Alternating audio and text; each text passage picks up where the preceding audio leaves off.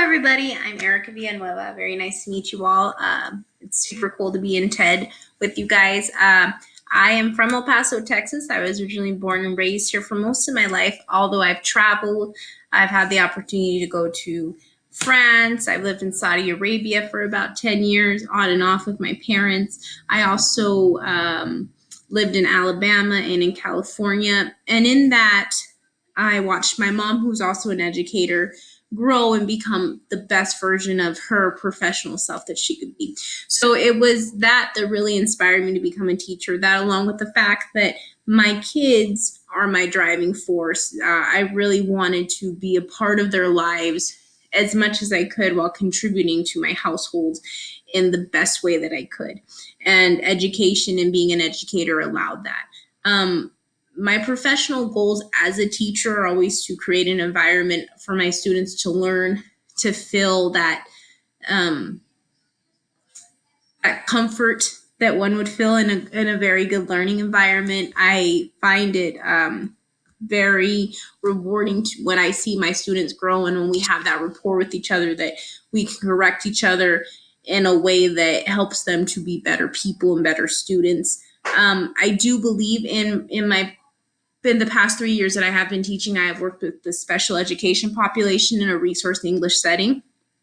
This year, I will be working with ESL students, which is going to be very new, very exciting for me. But I am happy because it has a little bit more to do with what these classes are and what my master's will be dealing in. And what I plan to do after I complete my master's, I would like to go get my PhD. I'm not exactly sure in what yet, but I do have a plan of getting my alternative certification in administration and then possibly getting my superintendent certification.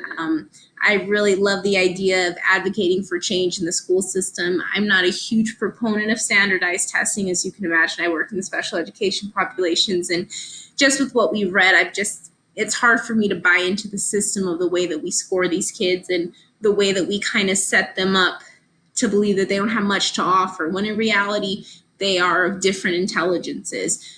Just because a student is street smart, and that doesn't necessarily translate well to writing an essay at a level 4 annually in his classroom, I don't think that makes them any less likely to contribute to society.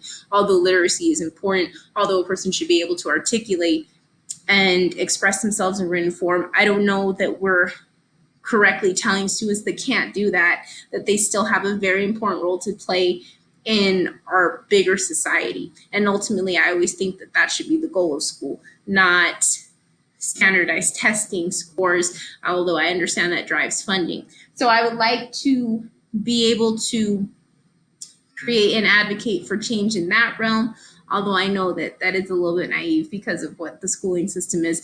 But ultimately, that would be my goal, to make perhaps work in providing services for those students, for students that aren't ideally your top performers. I always do love a good underdog story. So for me, I find that inspiring, and in my work that I have done with my students in ESL and SPED populations, I've really found it to be very, very rewarding when they see that they do have a stake, that they are part of a bigger world, and that they have a purpose and a plan for their lives. And I think as educators, that's what we have to do.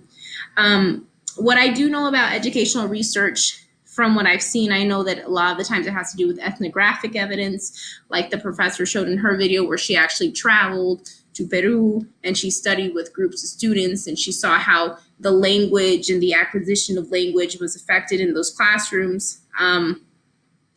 That's about the extent of that. I also understand that a lot of the pedagogical approaches that we use in our classrooms are research-based, data-based, and that's about my extent of it. So I look forward to learning more of the role in research in schooling, in education, in teaching. I know that research does drive my own personal teaching, and just how I see how my students perform on standardized testing, on how they see how they will continue to better themselves if they work on a specific TEK, and particular strategies that a teacher can use to help them to do better. And some thoughts that I have about research: I think research is effective, but I think it's ineffective when we don't look at it. For example, the research that we have that's been written by Cesar Rosado, who is a professor at UTEP, who I'm currently taking class. His research supports that these tests that we give these kids, these schooling systems, these curricular structures that we present to these students are set up to systematically oppress minorities and students in poverty. I find a problem with that when we don't, as citizens and as educators, advocate for these students, these populations, because we operate under the guise of it's a free education. They live in the United States, thus they should be able to perform. These tests are a form of holding these students back. So I think I have a hard time marrying the fact of research and the power of knowing certain things versus using that research to make effective change. And I think people, for the most part, are trying. I know that there's a lot more that I don't know than what I do know, but I am, as I said, I'm open to learning, and I'm excited to see how, as a teacher, I can be a researcher. Maybe I'll even like it.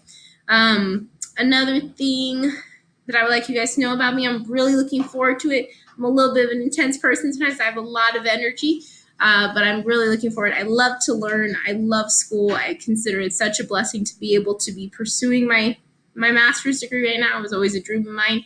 So I'm very, very excited. I hope you guys have a fantastic course. I look forward to learning with you guys. And although it's online, I just would have to say, échale ganas. We're going to do it. And I hope you guys have a fantastic, fantastic summer and weekend. And I hope you all rest. Bye-bye.